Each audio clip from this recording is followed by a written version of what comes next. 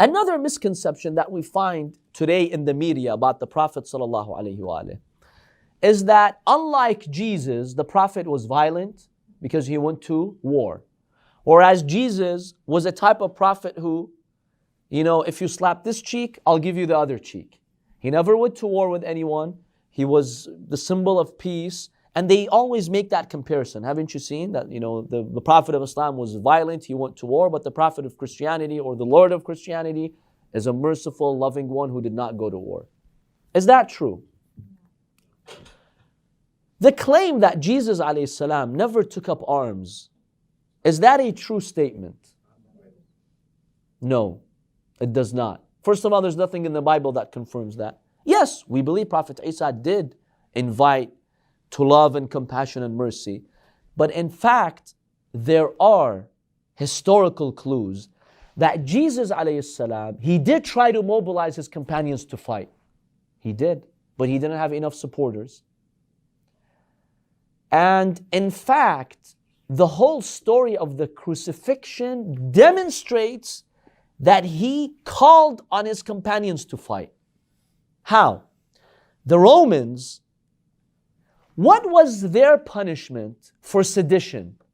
The one who rises against the government, armed, or calls on people, mobilizes people to rise against the rulers of the region. Their punishment was crucifixion. They wouldn't crucify you just for anything. Sedition, the punishment for it was crucifixion. Now, if you were just a man walking, so humble, and you're preaching something new, you think the Romans cared? They didn't care. Okay, fine, let him invent his own religion. Big deal. That's not my concern. The Romans had installed their own rulers in Jerusalem. They acted on behalf of the Romans. Prophet Isa ﷺ told his companions that these people are thieves, these people are corrupt, and we have to take action. In fact, he did call on his people to fight his companions, but he didn't have enough companions to topple them. But he did. And number two, really, Prophet Isa ﷺ, he was facing who? If he wanted to fight, who is he going to fight? The Roman Empire. Well, obviously that's not a wise thing to do. When you have a few companions and they have a huge civilization and state, obviously you're not going to go and drag yourself to death by doing so. So it was not wise for him to fight anyone. Whereas the Prophet ﷺ, he was not dealing with the Roman Empire in the beginning. They were some tribal, people in Mecca who wanted to uproot Islam. The Prophet defended himself. So we see that this is a big misconception. When they compare them, they do injustice to the Prophet.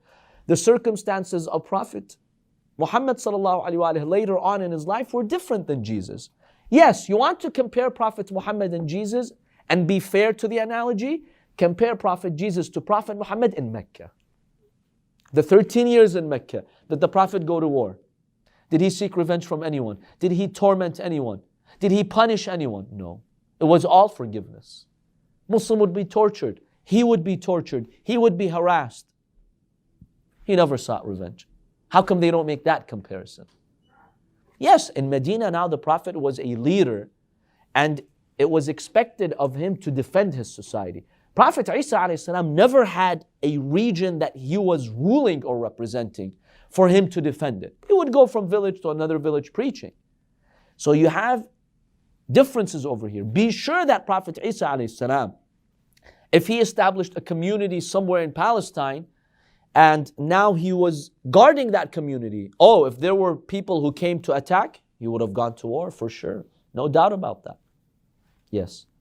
Rasulullah, even when he did become head of state of Medina and his rules started to expand, Mecca came, he was very lenient. Exactly. What indicates the mercy of the Prophet is that in the 8th year of the Hijrah, when Allah subhanahu wa ta'ala granted him victory, he entered Mecca triumphantly. All those Meccans, the pagans, had blood on their hands.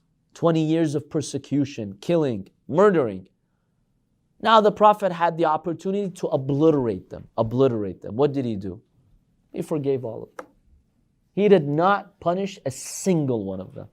Show me one leader in history who was persecuted along with his community for 20 years, the day he gets victory over his own staunch enemies, he forgives them all. That's the rahmah of the Prophet sallallahu alaihi wasallam. Yes. So you mentioned that the verses of Nabi Isa are not in the Bible, like anything violent, right? No, what I meant that in the Bible, we don't have any verses that state Isa alayhi salam never took up a sword and he never tried to fight. There is no such claim in the Bible. Also, he actually did. So the Bible does not negate the fact that he did. Even the Bible does not negate that. It doesn't talk about that, but it does not negate that. But in fact, there are indications in which the Prophet Isa alayhi salam sometimes would mobilize people to take up arms. There are indications in the Bible. We can discuss the verses.